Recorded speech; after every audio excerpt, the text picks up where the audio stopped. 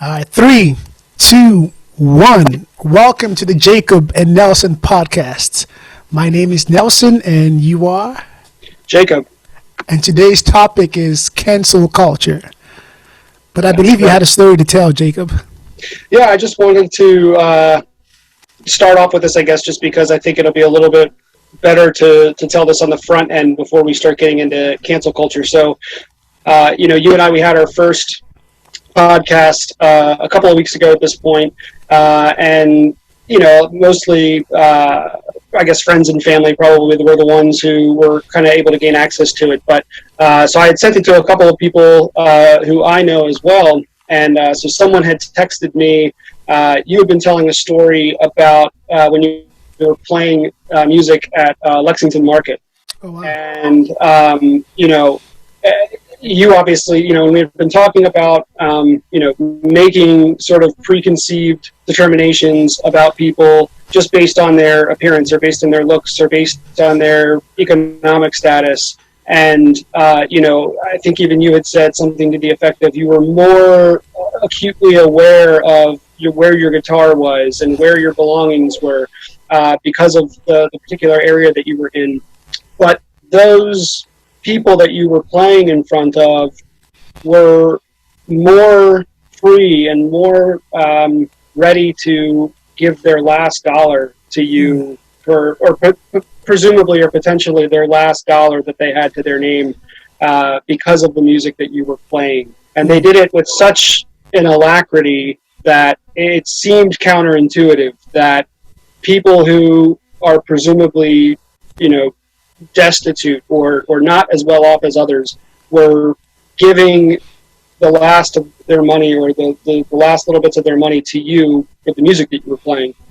And so this person texted me, and I do have permission to share their identity, but I'm going to err on this side of extreme caution, and I'll keep them anonymous for now. So they texted me and said, and this person is, a recovering drug addict, has been a drug addict since they were, 16 or 17 years old, and they're now 39 years old. And they've been clean now for a couple of years, but they're very familiar with that area that you were describing at Lexington Market, because that is just sort of a mecca of being able to get any substance that you would want to alleviate the pain that you have for a short time.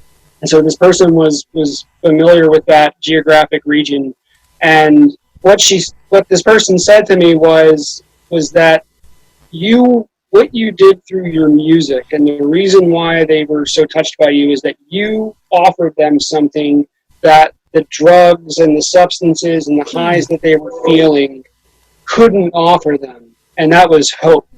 And hope is just something that, you think you're going to find that in whatever drug or whatever substance it is that you're using, but it's ephemeral, right? It's here for a minute and it's gone the next, and you just find yourself chasing that again. But there was something that you must have done in your personality, in your voice, through your guitar, through your musical ability, something that you did touch them to the point that it offered them hope. And it was a story that really touched, me, but I wanted to share it with you just because I figured you were the one who really were able to bring that to that area in that time. So I just thought it was very interesting, and I appreciated that person sharing it with me. Please extend my appreciation to this person. Tell them that just what you just said right now is very refreshing for my soul too. I'm sure it was for you, but it's very refreshing for my soul. And I will share another story that just happened yesterday. Not about this same premise, but similar to the effect that music has. You talked about giving hope, and I just made a note to myself. I'm a drug dealer, and I deal in the my drug of choice is hope. So I don't know how I'm going to word that moving forward, but anyway, it's still in the development stages. But thank you for sharing that. So we decided to talk about cancel culture today, and I don't even know how we're going to even dive into this. So I guess when I hear the term cancel culture, I just think of it's almost like synonymous with social media, and the current climate we live in.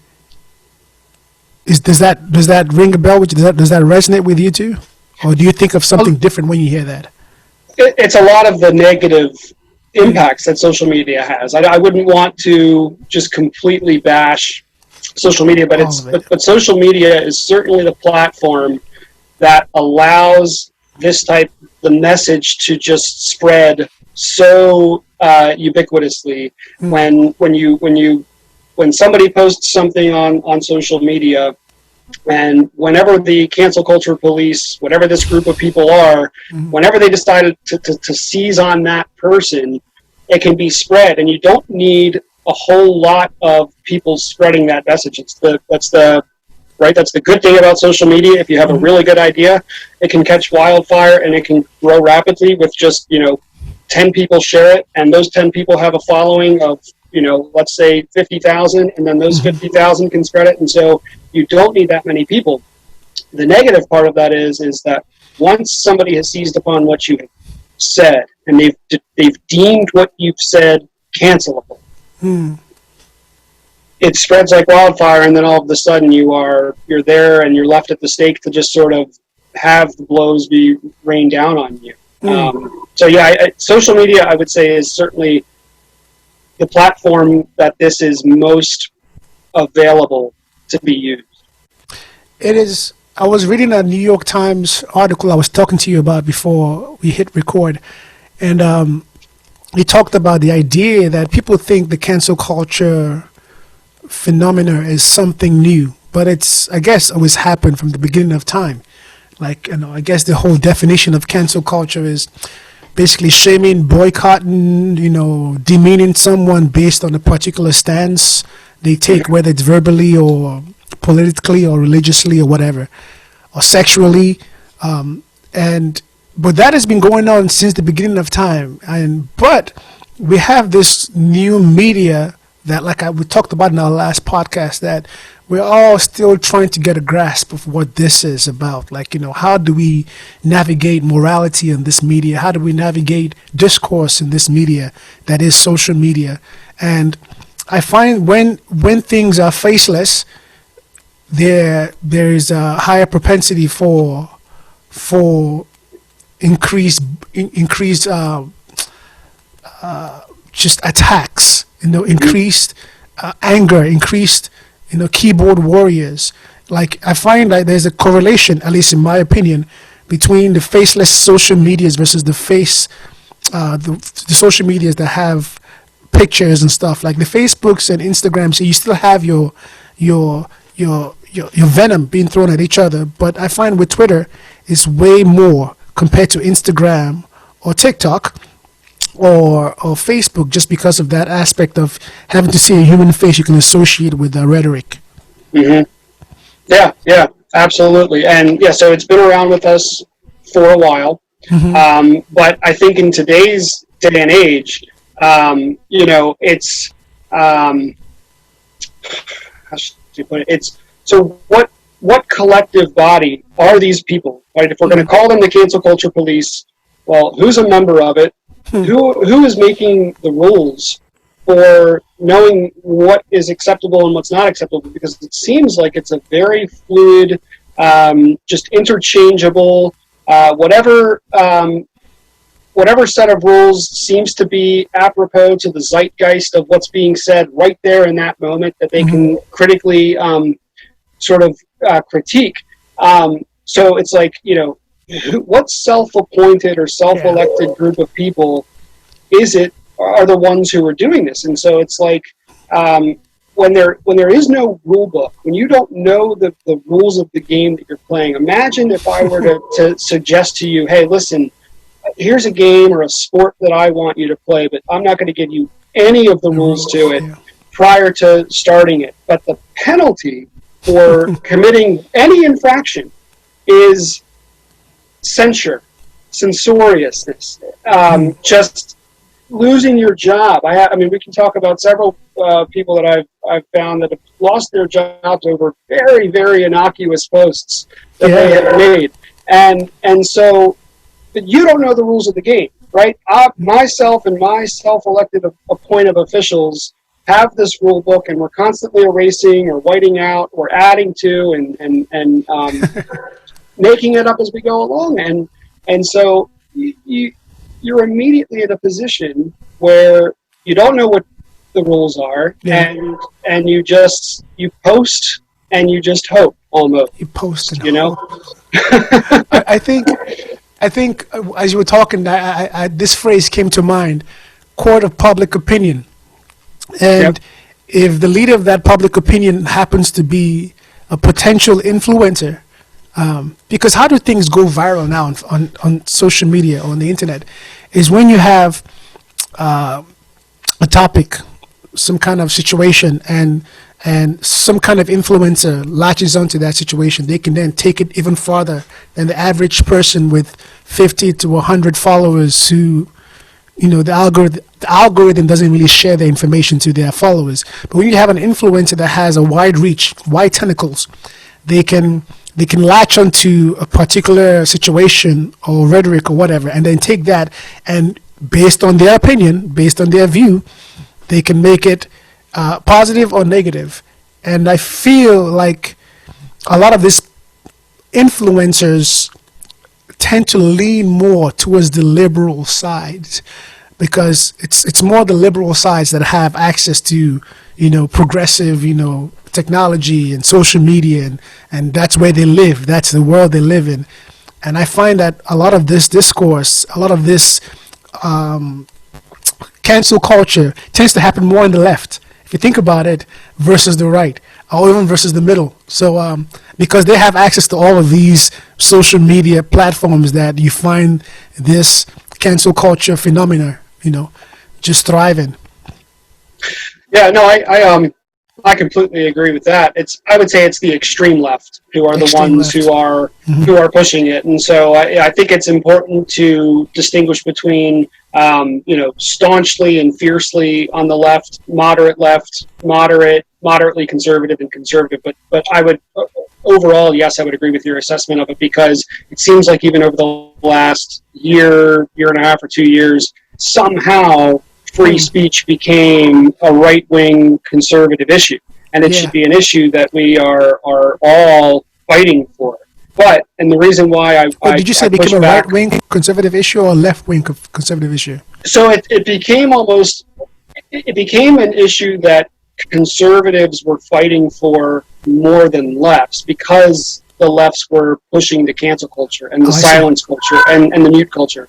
So it became an issue that the conservative groups came and pushed back against this. I see. And said, well, no, the way to move forward with, we should strive against and have conversations against bad ideas, but we don't necessarily have to say that one person who is talking about one bad idea is a bad person. And so, yes, I think the left is pushing the canceling, and because they were doing that, the right came in and said, well, no, free speech is somehow became, again, caricatured as a right-wing issue. And the reason why I wanted to make the distinction between the extreme left and just people who just define themselves as kind of classically liberal or just liberal or left-leaning was, I don't know if you saw, it was an article in Harper's Magazine. It was titled A Letter on Justice and Open Debate, and it was written by Thomas Chatterton Williams. And he is a contributing writer for the New York Times, and he writes for Harper's. And he had 55 or so signatories on this letter. And the letter really talks about, censoriousness and cancel culture and the need for having the open discourse. And almost all of the signatories that he had on that letter were left-leaning people, and so it was like a left-eating left argument, because if we're going to say that the cancel culture is a movement that is being promulgated by the left, which I agree with, which I agree with, but within the left, I think you have these voices who are coming up, and again, these are people on the left who are in journalism. I mean, J.K. Rowling was one of the ones who came out recently. I don't know if you saw all I the heard about it. the media attention around her, and she's a liberal, left-leaning Yeah. woman who caught the attention. Now, again, J.K. Rowling, you could probably say, is not cancelable just because of the elite status that she's been able to gain through her books. Mm-hmm. But she was seized upon, and she was one of the signatories on this Harper's letter. And if you get a chance, you should check it out and read it, because there are some. Go ahead. What did they come at her for again? I know she was in the news. What was it again? So she had made a comment that it was a comment about trans people, and I want to say it was something to the effect of, men are not women, or men can't menstruate, I think was the comment that she made. That's a good title, by the way. Yeah. Again, I don't. That was I remember reading enough about what she was saying, but yeah, she was making a biological distinction between men and women, and again, her only point is that trans women who are men who are transitioning to women biologically don't menstruate, and that was the point that she was making. So she was making it from a biological argument, and people seized on her. I mean, big time. Oh yeah. Wow.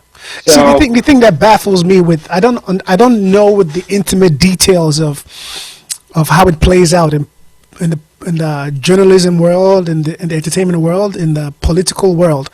I hear stories kind of in passing, but the thing that baffles me with the whole cancel culture is this idea that the human being is very static and very unapologetic about their point of view, that they cannot be conversed with or possibly swayed to a different point of view. And because you come with that intention, you feel the best course of action is to take away sometimes their livelihood because they don't agree with your values and your points of views. That's the thing that baffles me the most about it. It's not so much the fact that someone can say something that's outrageous and so it can offend somebody else. I think in a free world that should be common ground. But it's the fact that because of what someone said or did now or 5 years ago or 10 years ago, that is grounds to almost bully the person. If you think about it, it's like bullying. It's online bullying, and to bully the person out of a place of sometimes their livelihood, a place of their reputation is severely ruined. And if your reputation is ruined and it's tied to your brand is ruined. And I find that to be the most baffling thing for me. I'm like, what is going on? I usually have to take myself back to the story of the people who wanted to throw stones at the adulteress, and because we're both Christians, I can tell you this story. You know the story, but it's like, hey, she did this and she did that, and they could be justified in what they were saying based off the societal values of the time. But Christ made a very good point. So he was without sin, cast the first stone. And I feel like a lot of the people who are canceling now or being a big part of the movement, eventually it's going to come back to them. And what happens when they get canceled? Will they want mercy or justice? Right, exactly. And so, yeah, and that biblical story that you tell, I've heard different, because that's the story where, yes, the adulteress is sort of in the middle of the area there, and she's about to be stoned, and so Christ comes in and intercedes, and it's actually said, depending on, I guess, which version you read, he starts to kind of write in the sand with his finger. And so theologians have sort of debated, because it's not clear in the Bible what he was doing at that specific time. Like, why was Jesus Christ doodling in the sand as this adulteress is about to be stoned by the people? And so again, it's speculative, but what I've heard certain theologians say is that he started to write down like the sins of the people who were right there at the forefront, sins that they would not want to have found out, because obviously an adulteress would not want their sins to be found out. And so he started to write down sins of the people who were there ready to cast the first stone. And that's why it's that line is just so interesting. You know, whoever was without sin can now cast the stone. So again, it's speculative, it's conjecture as to whether or not what Christ was writing, but it's an interesting interpretation and possibility that he sort of almost just put their business out there too and said, you know, you're no more in the right to stone this woman than the next person is. And so it's an interesting thing that you would bring that up. But yeah, I mean, and so you talked about canceling your livelihood and canceling your brand too. And you know, there was this one, I wanted to pull it up. It's a let me see if I can find. So it was a guy from. He's a data analyst, and so he was from a company called Civis CIVIS Data Analytics, and so the guy's name is David Shor, SHOR, and I just want to let me give you a quick little excerpt on it. And so his job was to strategize and think about how Democrats can win an election. Right. So here we are. We're in an election year. And, you know, the Democrats obviously want to win in the fiercest way possible. And so he's a data analyst. Well, I know in the most convincing way possible, okay.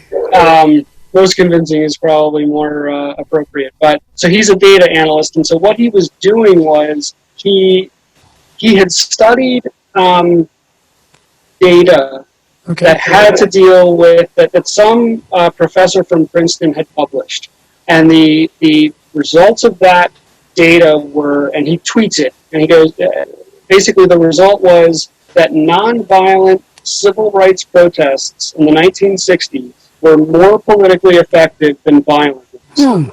Okay? And so he tweets this, basically showing that data, and he's tweeting somebody else's research. This is not his research. Again, so again, he's an analyst who's just looking at the data, and he's working for this company, Civis, to determine, okay, well, what's the best way for Democrats to win an election? But because that tweet coincided with the mass protests over the killing of George Floyd, he received pushback, and he was accused of trolling.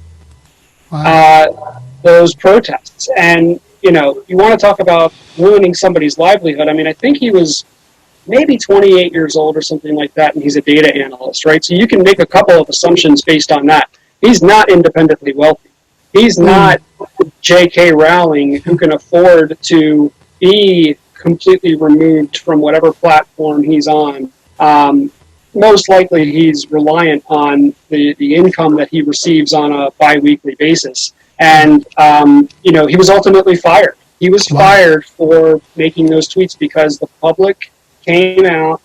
They started calling to his, I guess, the CEOs or the executives of that company, and he was terminated for it. And again, all he was doing was tweeting research and data that talked about protests from the 1960s and the efficacy that they had versus the peacefulness of them versus the violent ones. And you know this. The timing of go ahead. I see what you're saying, and I sympathize with that man.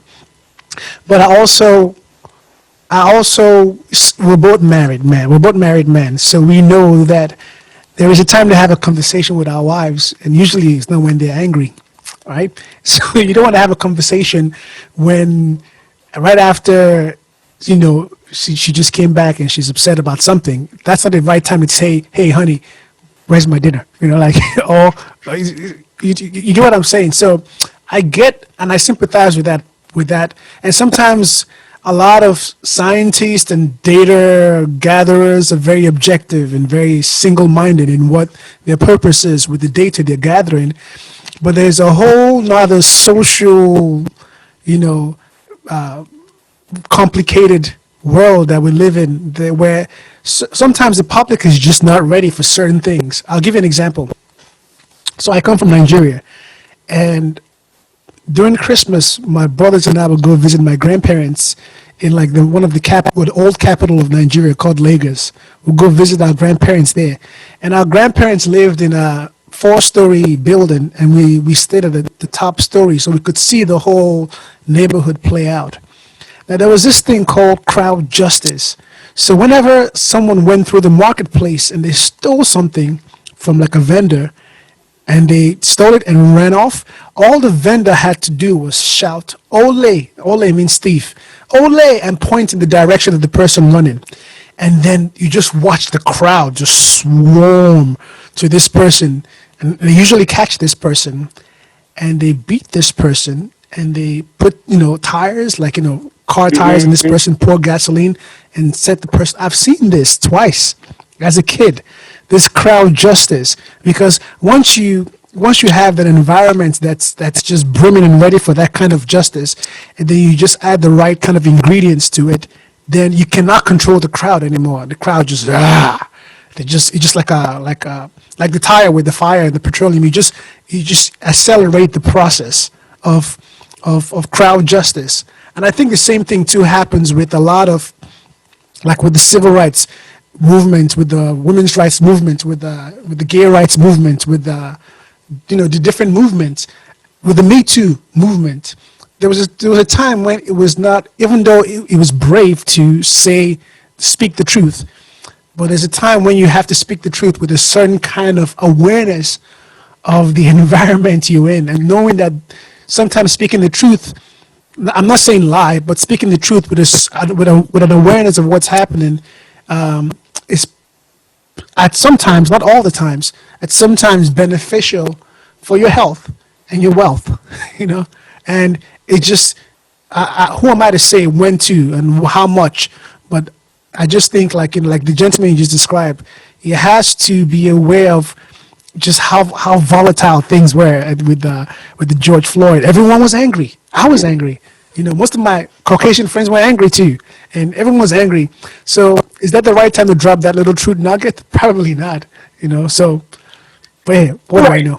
But what was no, and I agree with you. I would say almost completely there, right? So yes, there is a time and a place to say certain things. Yeah. Fair enough. But should he have been fired for that action? No. Is the question, I guess, that I would have. And, maybe he gets sat down and you have a conversation and you lay it out sort of like you just did. And his name was David, and you say, if you're his supervisor, David, look, we get the data that you were kind of putting out there, but look at the climate right now. Mm-hmm. But, I do think that there is something to be said against the violent property destruction protests that are going on.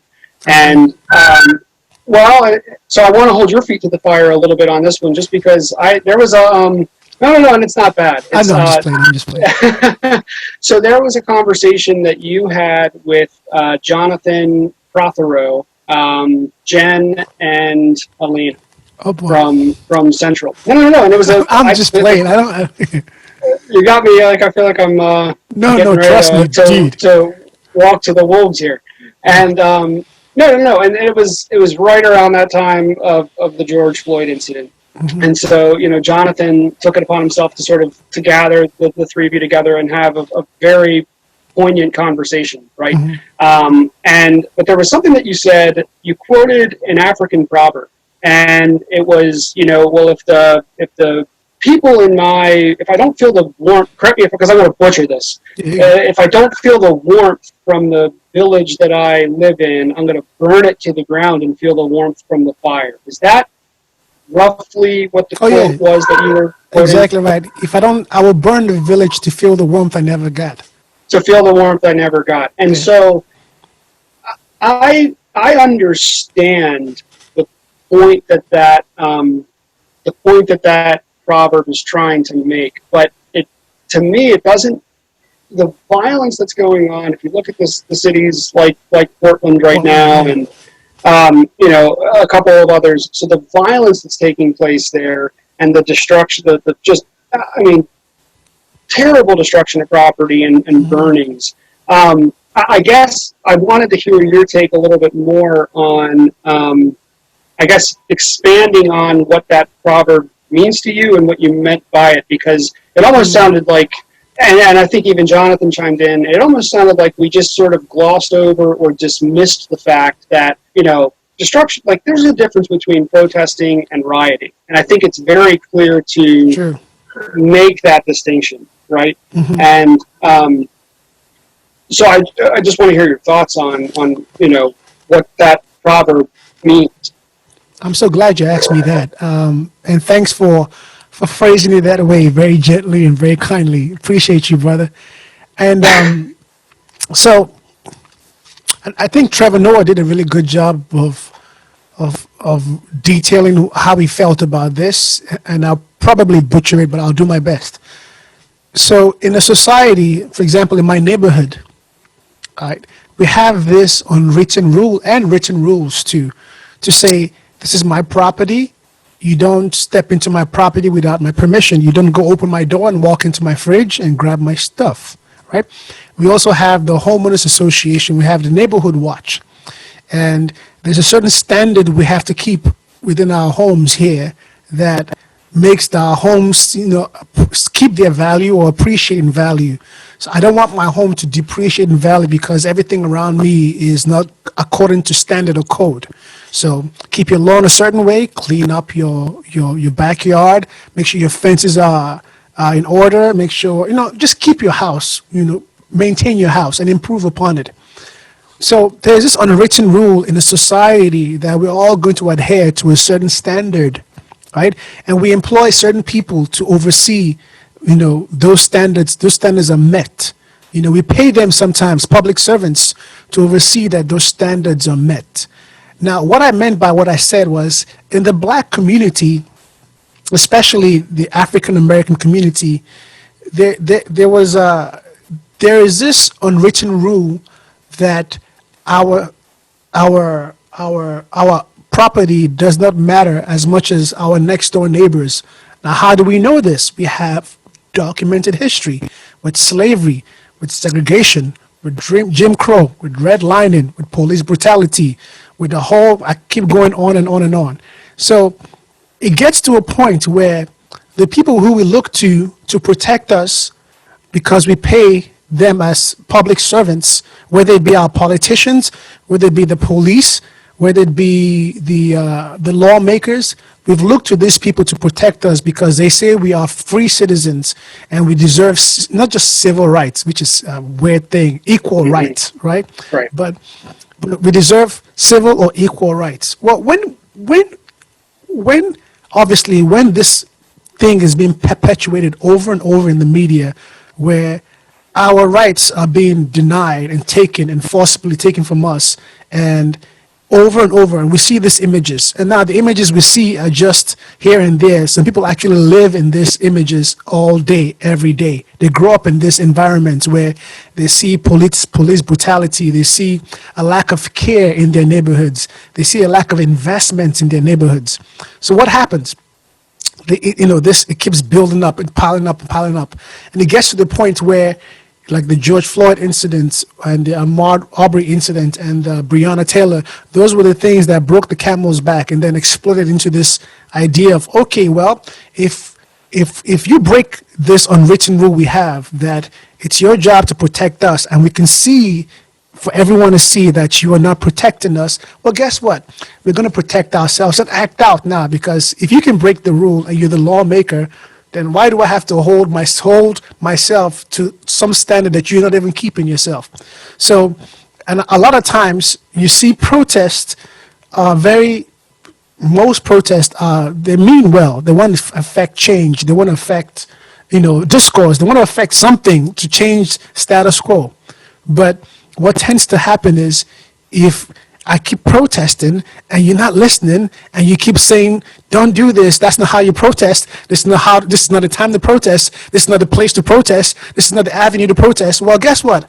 Eventually, I'm just going to act out, right? And I'm not saying I condone rioting. I mean, I'm all for protest, but I'm saying it's a natural consequence of ignoring when someone's civil and equal liberties are denied them, it eventually turns to that tyranny, and that's just what the proverb is in a 20-minute rant. No, and there's a lot there, and I gotta. It's like double dutch now. I gotta figure out where I'm gonna jump into this conversation. And I could have kept going, by the way. I just had to control myself. No. Yeah. So I get the frustration aspect of it. Okay.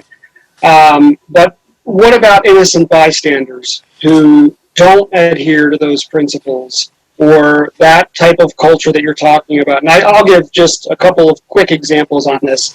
I mean, I know people that live in Portland who are, fiercely progressive, left-leaning people. I don't know them personally. They're people that I follow on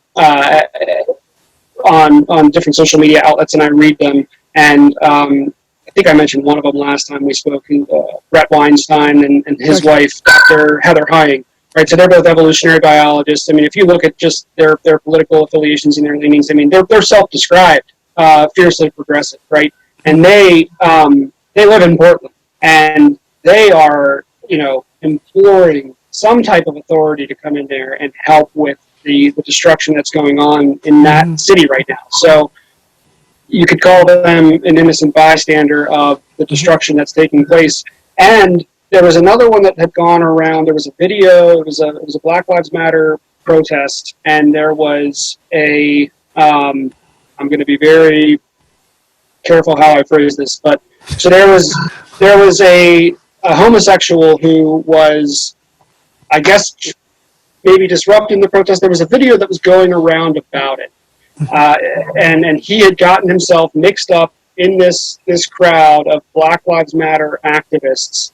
And I guess he was sort of voicing his opinions in a sort of not confrontational, but sort of a disagreeing way, I guess you could say. And they started to beat him mercilessly, right? I mean, knock him to the ground, punch him. I mean, he was bleeding from his face, and then he was a white gentleman, and even the people who beat him up were white, and but they were there in support of Black Lives Matter. And you can hear in the video, as they were walking away from him, they shouted, "Black Lives Matter, you F." It's a pejorative for homosexuals. It rhymes with Bob Saget, right? Black Lives Matter, you F. And it's like, so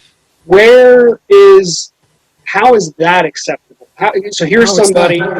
So here's somebody. He wants to voice his opinion as to what's going on. And again, the video itself was not the best, but to me that final sentence gets the message across enough, I think, where people could be a little bit skeptical, where you're trying to promote peace, you're trying to promote justice, you're trying to promote that message of equality, and now you're picking on homosexuals. Are certainly an oppressed group of people who live in this country, and this person now gets beaten mercilessly and called a negative turn by these protesters. And so I understand the frustration. And again, I don't come from a background that has ever been marginalized or oppressed.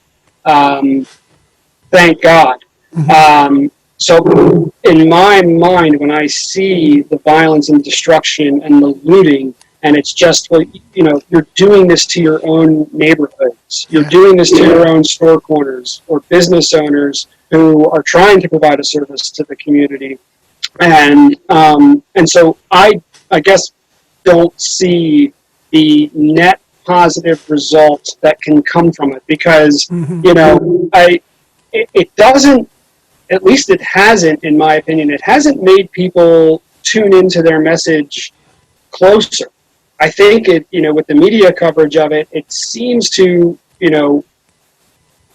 call out that behavior, I guess, more so as unacceptable. I mean, and even Black Lives Matter people in the Black Lives Matter movement want to make a clear distinction between, we're not the ones out there breaking windows and throwing Molotov cocktails and assaulting people. Like, we are exercising our first rights.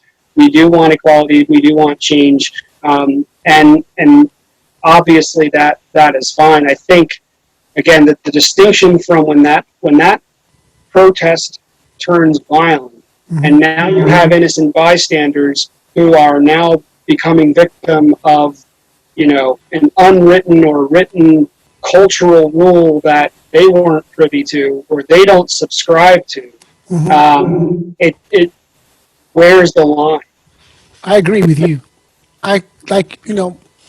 Which is why I'm glad I'm talking to you, because I think you're reasonable and rational. Well, I think it's only time will tell once we get into a topic that we both, are polarized on. But for right now, I agree with you. I think I just had so many thoughts as you were talking, but I think the bad apples always spoil the bunch, right? So obviously, with certain altruistic, human-centered movements, they are well-intentioned and well-meaning, but certain acts within those movements can severely, distort the intention behind the movement, and then you can lose the momentum with those movements. I get that. It's almost like this, like the same. I have a lot of friends who are policemen. As a matter of fact, I played a Zoom concert for a very good friend of mine in Washington State, close to Portland, 2 days ago. What's today? A couple of days ago, and just a wholesome Christian gentleman, great family, just a good person. I know a lot of good policemen. I do, and they're just good people, and they're trying to do good for their neighborhoods. They're trying to do good for their own families and their circles of influence. But when people like the officer that stepped on George Floyd's neck, and officers that go above and beyond in terms of abusing the power and the law, it kind of spoils the messaging and the good actions of all the good cops that are out there. Same thing goes with any movement too.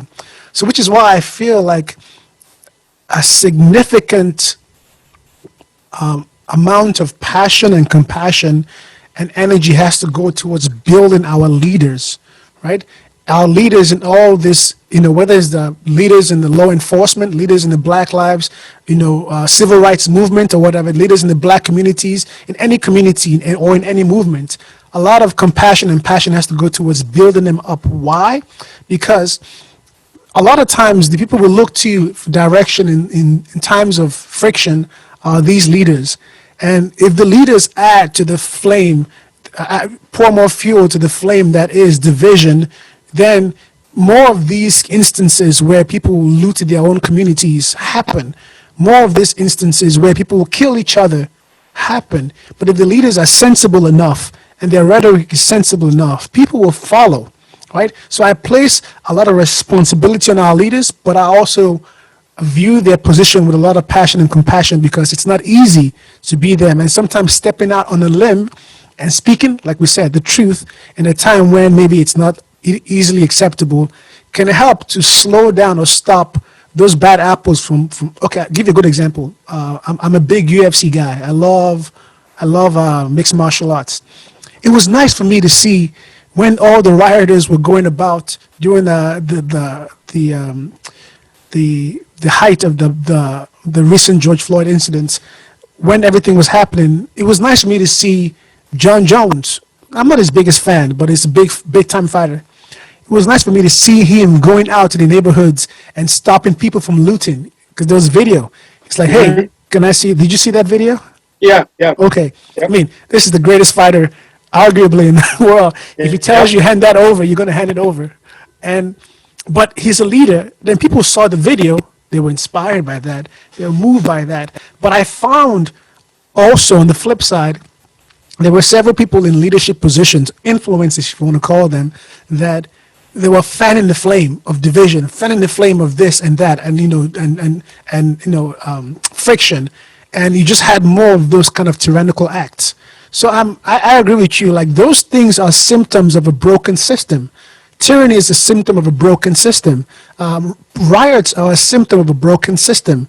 When people are rioting, yes, it's not, it doesn't look right, and I don't agree with it too. But when they're rioting, it's saying very loud and clear, hey, these people have not been listened to for a while. So they're acting out. It's like a child. If the child says, I'm hungry, you don't listen to it as a parent. I'm hungry. That child is going to go break up the kitchen or steal something or go rob somebody eventually. You got to address the child's issues. So riots, violent protests are just a symptom of a broken society.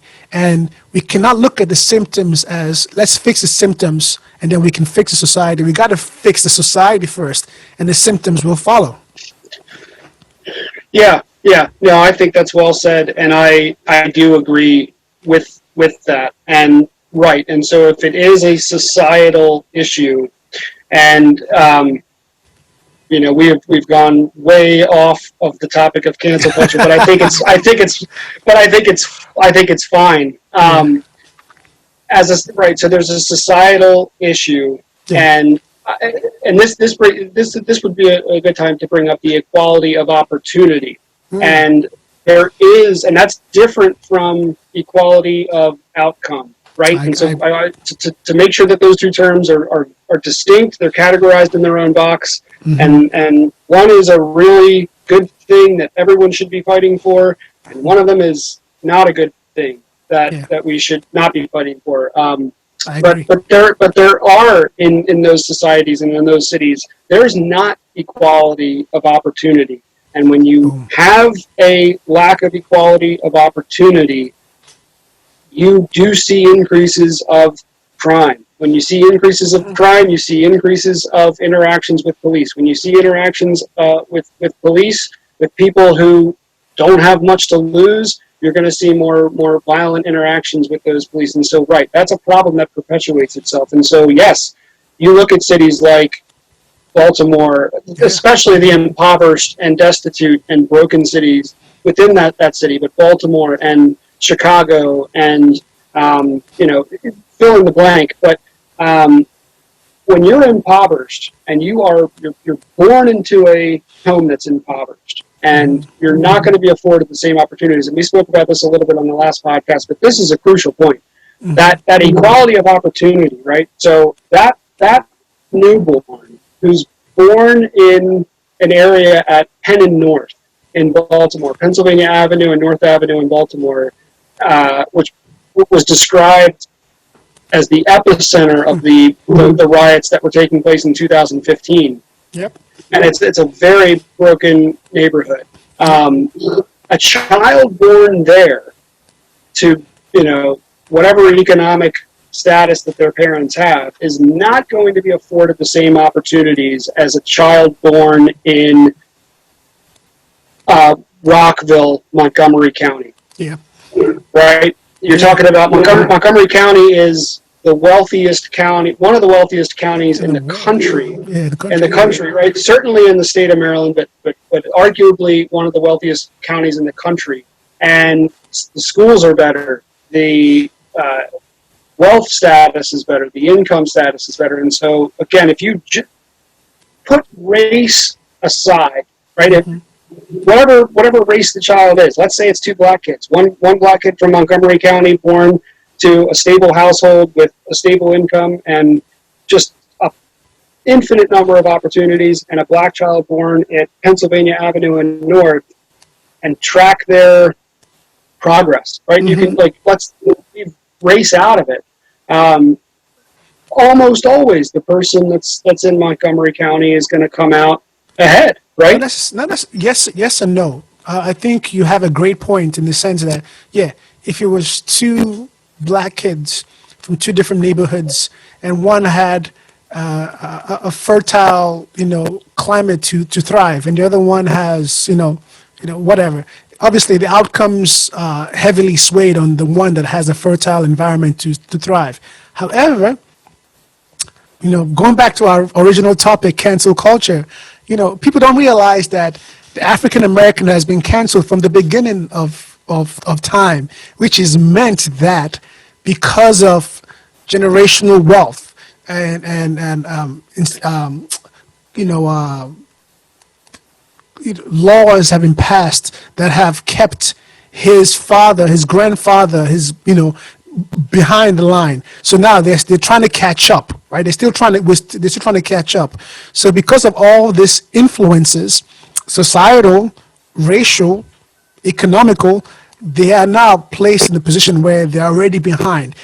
The black culture has been canceled for a while, right? So kind of like the right, you mentioned how the right has, because of the action of the far left or the extreme left, it has caused a ripple effect of a reaction of the right to say no, you can't, you can't take away our free speech. I believe that was the main message, right?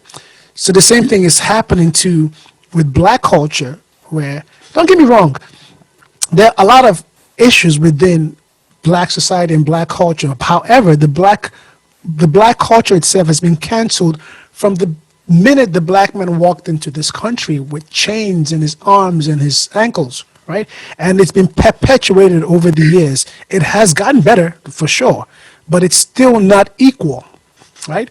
And the repercussions, the ripple effects of the past have led it to a place where the black experience is not equal to the not so black experience. I'll just put it like that.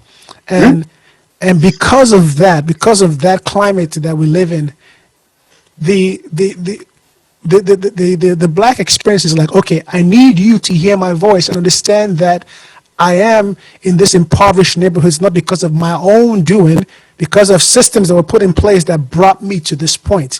Yeah, pick yourself up by your own bootstraps and blah, blah, blah, blah, blah. But do you realize that I only have just one boot, or my boots don't have laces? Or like, do you realize I'm playing with a handicap here? So at least understand that that is the truth of my situation. And what I hear a lot of times on the news media, especially when you have ABC and Fox and NBC with the different panels, and everyone's got their own, the right wing and the left wing and someone in between, and then it's a shouting match. It's like our voices are not being listened to. So if you keep saying, listen to us, listen to our experiences, and people are still saying, oh, no, you should do better, you should try harder, you should work harder. Like, no. When I try harder, it doesn't result in the same outcome as when you try harder, right? Because of you have a fertile environment to thrive, but I don't have an environment to thrive. It's actually designed to oppress me, right? So because my culture has been canceled, and I'm saying over and over, listen to me, listen to me, listen to me, listen. I cannot breathe. I can't breathe. I can't breathe.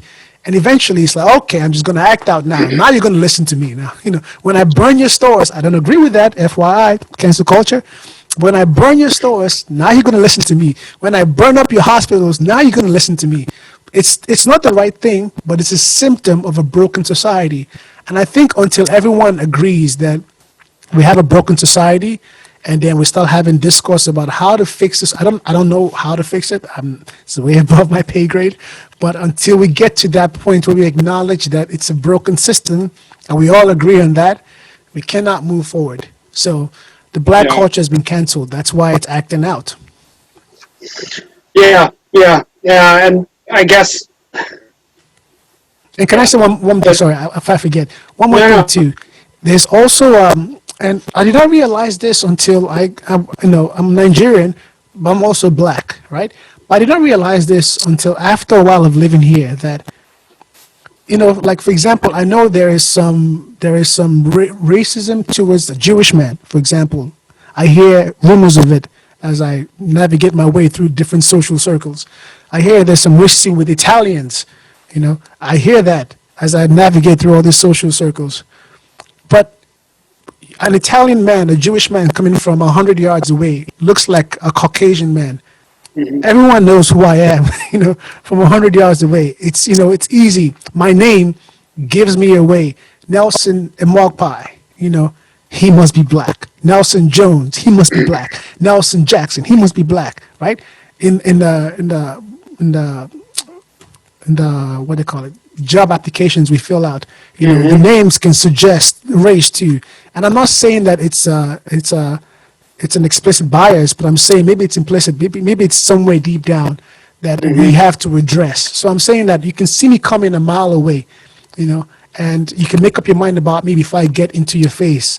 But sometimes it's hard, it's easier if you don't look like this because you can kind of blend in. Yeah. Yeah, there's a guy that no, not at all. There's a guy that no, there's a guy that I really like to read. His name is Daniel Surison.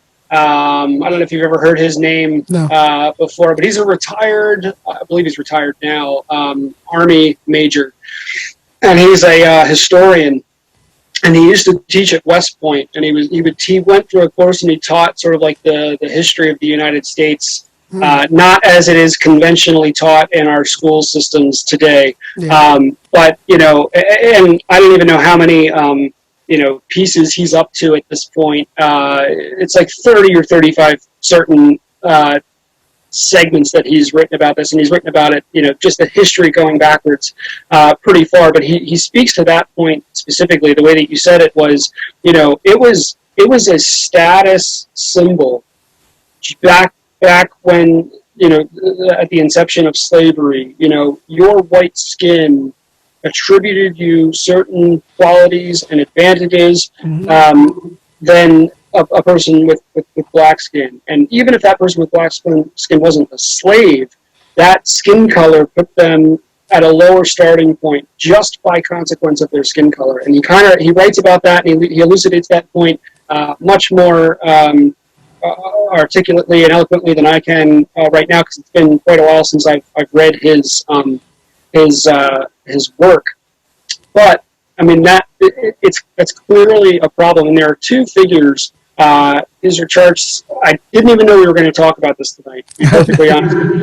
These were two charts that I've had pulled up on my computer for a little while now, and it just talks about median household income by race from 1967 to 2018, and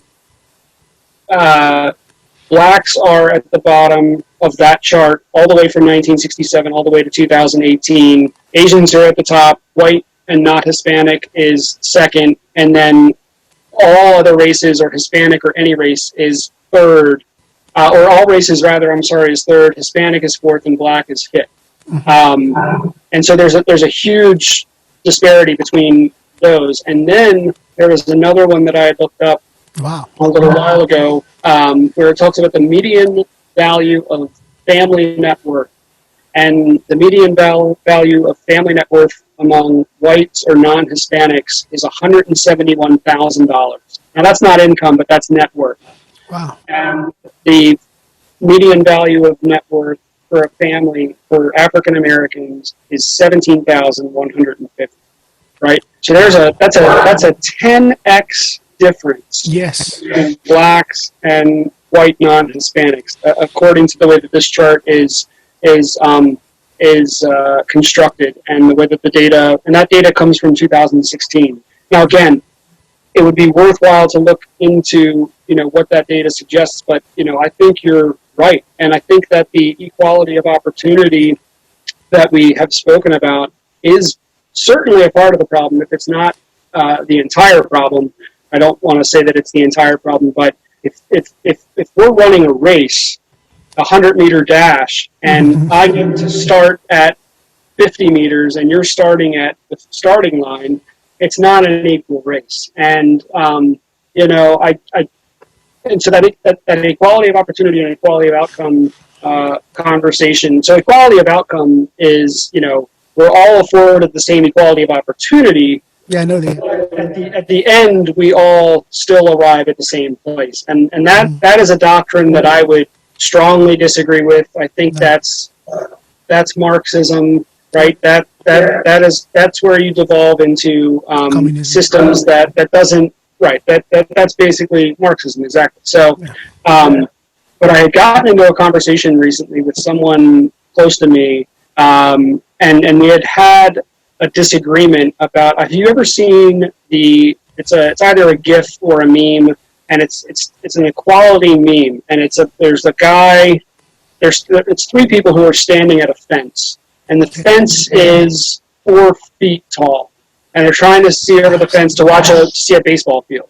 And so there's one individual who's 6 feet tall, there's one individual who is 5 feet tall, and there's one individual who is 2 feet tall. And, the meme goes around, and that there have been several different iterations of that meme, and it's been spun in a couple of different directions. But my interpretation of it was that opportunity is seeing over that fence. Yep.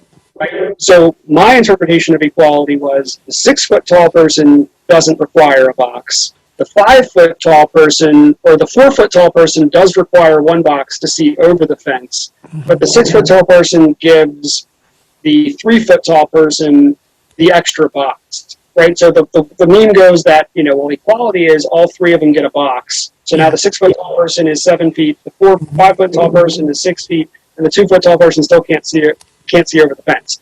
But I look at the equality part of that as, the tall person who can already see over the fence without the box gives that box to the person who's 2 feet tall so that that person now has 2 boxes and can see over the fence. I mean, what is your take on that?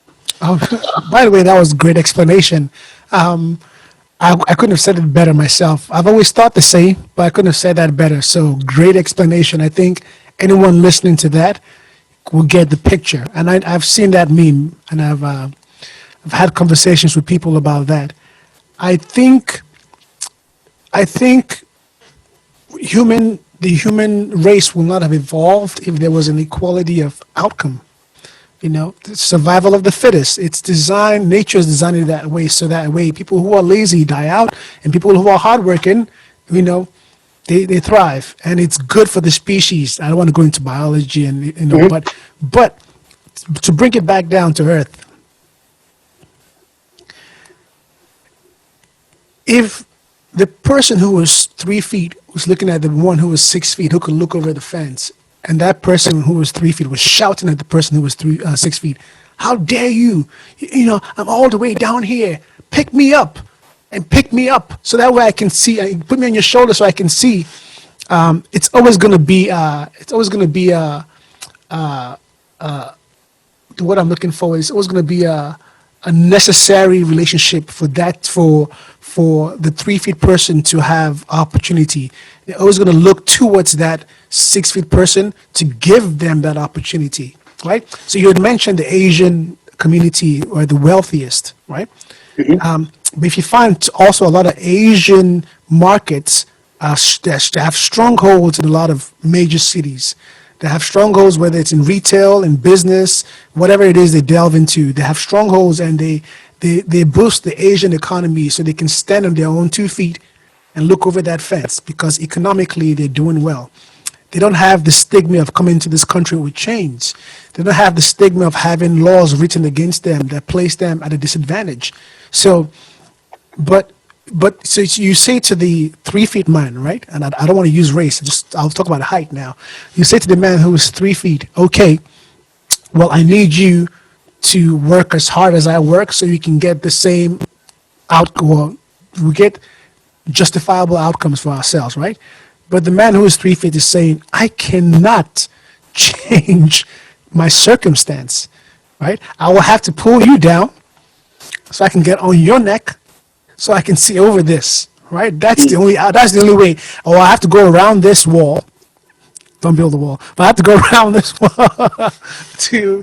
but this is a never-ending wall, right? So it's only this way I can go, right? Just to get that opportunity. So if I cannot get a box to stand on, I'm going to stand on your head so I can see over this so I can get my opportunity too, right? So it goes back to the same thing we talked about. Like if we cannot stop and listen to each other and realize that some people have had a bad hand and it's no fault of theirs. And sometimes it is, but I'm saying for the most part, systematically, it's no fault of theirs. It's not healthy to say to the person who's been served a bad hand, just work with that, because if you were in his shoes, you'll probably protest and riot too. So, and that's why I say it's very important that our leaders, especially our leaders who are 6 feet tall, right? I won't use race again, but our leaders who are 6 feet tall, to be, for us to to incentivize and applaud the leaders who are speaking about helping our brothers and sisters, pulling them up, giving them a box to stand on, so that way, we can all have equal opportunity. So that way, because that way, society really thrives. Really thrives that way when everyone can input their own gifts and their own perspectives, and you put it all in this pot. You usually tend to have something that's beautiful, and the society can thrive that way. But when you have a society that has that strata system built into it, and no one is listening to anybody, well, like you said, or like we had mentioned earlier, it leads to tyranny, it leads to riots, it leads to protest, violent protest, it leads to symptoms, police brutality. Not all policemen are brutal, but the ones that are brutal spoil for the rest. It leads to Black Lives Movement, but not all Black Lives movements are violent, but the ones that are violent spoil the rest. So it's like we have to start listening to each other. And I think the main thing with this podcast that I realized from our conversations in the church was that, here's someone I can talk to without us getting passionate about, our points of views. Because I'm sure there are things that you believe in, I don't believe in, and I whatever, and that's cool. But it's okay too. And I'm willing to listen to you, and you're willing to listen to me. But if it comes a time when you're not willing to listen to me, that goes the end of our podcast. There you go. Yeah. And the diversity of ideas, I think, is a really important point. Yes. There was somebody else I heard one time, and the way he described, he was saying, there's a difference between good diversity and bad diversity. And he said, good diversity is a culturally mixture of people, sitting down at a round table, kind of having discussions about taking basically lessons learned from their cultures, right? What works, what doesn't work, what's the best, what's the worst from our culture, right? And just really having conversations about those ideas as it relates to their diversity and what they bring to the table. That's good diversity. And then freely exchanging those ideas, and like I said, sort of picking, this worked, but that in our culture really didn't work all that well. And maybe, and actually, let me try to figure out how I should finish this point. Maybe something that doesn't work all that well, and again, this is probably going to I may just want to stick my head in the guillotine right now. Maybe something that doesn't work all that well in the culture that you were describing, where property is not valued, is something that didn't work all that well in the African American culture. And I'm just speculating about that. But maybe that's something that doesn't work all that well and doesn't necessarily allow for change. And I got lost, sorry. No, I'm sorry. So as the diversity of opinions is being discussed at, let's just say, a round table of a culturally blended group of people. And that culturally blended group of people are basically saying, I come from this culture, and here's a list of things in my culture that has flourished, and we've done really well implementing these things in our culture. But here are things that we did in our culture, and while we can understand the reasons why those ideas were implemented and even acted out in that culture, there may be a very good reason. You may be able to logically get somebody to that point as to, here's why I acted out those cultural habits, but they didn't work. And so what I was saying, and it kind of just came to me in real time, was maybe something that doesn't work in the culture that you were describing, where African Americans don't have as much value on their property. And so they are quicker to react with destruction of property in their protests so that the people will hear them, is not an effective thing that effectively works and gets their message across. And I'm just, again, I'm trying to think through that in real time. But I see your point. But I wasn't even going there with that. Like I said, that kind of came to me just as I was thinking, because I was listening to you describe the culture, background of it. But so just to close the loop on it, but bad diversity is you take a group of people, a half a dozen people who grew up in a country where they were driving on the left side of the road, and you take a group of people, half a dozen people who grew up in a country who drive on the right side of the road, and you place them in a country, whatever side of the road that country drives on, but you just tell all those people, drive on whatever side of the road you grew up in, because that's your culture and that's what you've done forever, and it worked for you there. But there are car accidents everywhere, and that's bad diversity. So having people say, well, I always drove on the left side of the road, I always drove on the right side of the road, but now here we are, we've got 100,000 people living in a country, and 50,000 of them disagree as to which side of the road they drive on, but they drive on whatever side of the road they feel like, because that's my culture, and it leads to destruction. So does that make any sense? It does. It does. I want to offer something, in addition to that. So it's also, I get what you're saying. With good diversity, you have different perspectives brought to the table, and then you weigh them, and then you then decide collectively that this is going to be the common practice based off research, application, whatever it is. This is going to be our common practice. And by diversity, saying we're just going to pick one, and then you have a clash, right? But I offer to you this, that and I hate to keep saying this over and over, but there were certain groups that were never given a seat at the table to decide if what they brought to the table was valuable first. And, Understood. And at certain times, those groups brought some valuable things to the table, and those things were stolen from them. The ideas were stolen from them. They were beaten out of them. They were robbed of those ideas. They were robbed of those inventions. They were robbed of those revelations that came from that culture, and it has led to perpetual, because of this constant oppression, my property value and what I have to offer is of no value to society, even though it's of value to me. Well, guess what?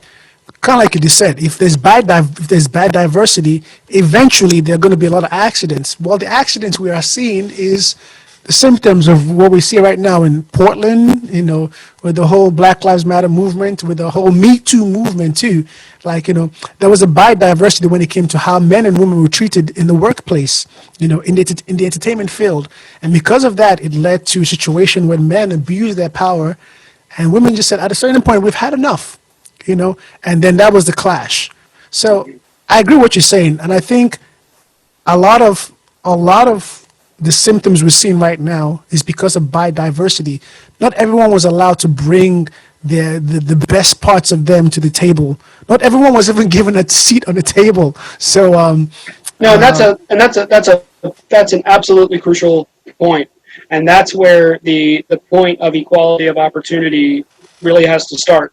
And you're 100% right to say that the opportunity for that idea to be heard in a roundtable discussion of a culturally blended group of people exchanging ideas, where they could say, and even if it was an idea that did work in a different culture, if we're all going to decide that we are sort of in a melting pot, which is America, we have to decide what ideas are going to work best in our country. And we're a very multiculturally diverse country.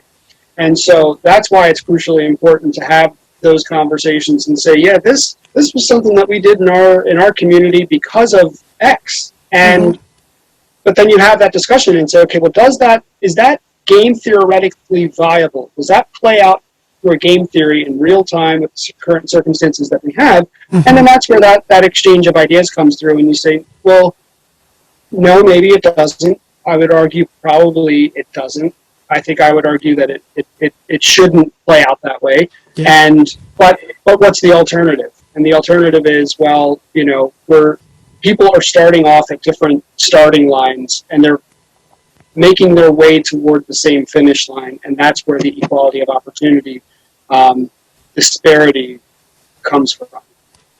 Yeah, this was nice. I like that we ventured into this, this realm of conversation. Even though we're still kind of in the cancel culture, I think it all is interchangeable sometimes.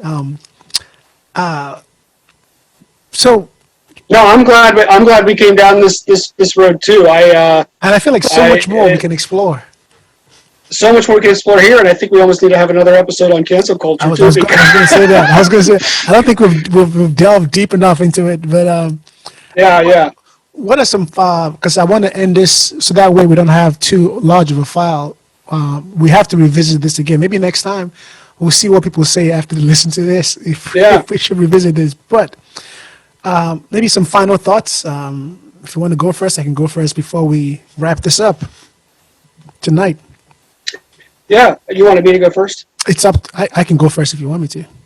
No, I don't mind either way. Like I said, when we first started talking about doing the podcast for this week, I think the topic was going to be cancel culture, and so I think what we talked about was cancel culture at a level that I was not prepared to talk about. I mean, I was prepared in the sense that I could talk about it just fine. But, when we kind of came up with this topic, there were so many different things that were kind of floating around all over the media. Like I said, we mentioned that Harper's letter. We mentioned a couple of other things. And there were several stories that, I was just kind of really eager to get into and just kind of pick your brain and your thoughts on that. And we just sort of, based on the first story that I went off of, we went down this path that it was revelatory to me. It elucidated a lot of things to me that I hadn't previously considered, and I think though that there was a really good exchange of ideas, and I think I was able to push back with you on certain things, and you were able to kind of counterpoint with me, but it was in a manner that neither one of us are walking away from the table. At least I certainly hope so. I can speak so on my end that, neither one of us are walking away from the table thinking that the other person has any, hate in their heart for the other person. And, like I said, we're just trying to kind of understand each other's perspectives. And you certainly did that as it relates to this topic with me tonight. That was really well put. I think at a certain point in our lives, we become this fully blossomed onion, and then we spend the rest of our lives after that point peeling back those layers. And those layers could be prejudices, those layers could be racism, those layers could be greed, whatever you want to pull, that makes up this human being.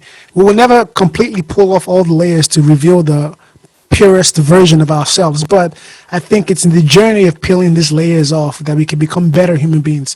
We can become better for the earth and for the human race. I think this whole conversation today was really, really good. I think sometimes it's also nice to have an idea where you want to go, but allow the conversations go where it needs to go and not be as prepared, but be bold to speak the way you feel, knowing fully well, at least between you and I, that we're just going through the process of flushing out our thoughts against somebody else's, and then coming out with like with diversity, we have equal seats in this table, and we just throwing out our ideas, and hopefully we'll come out with something that's better than what each of us have. And I think that's good.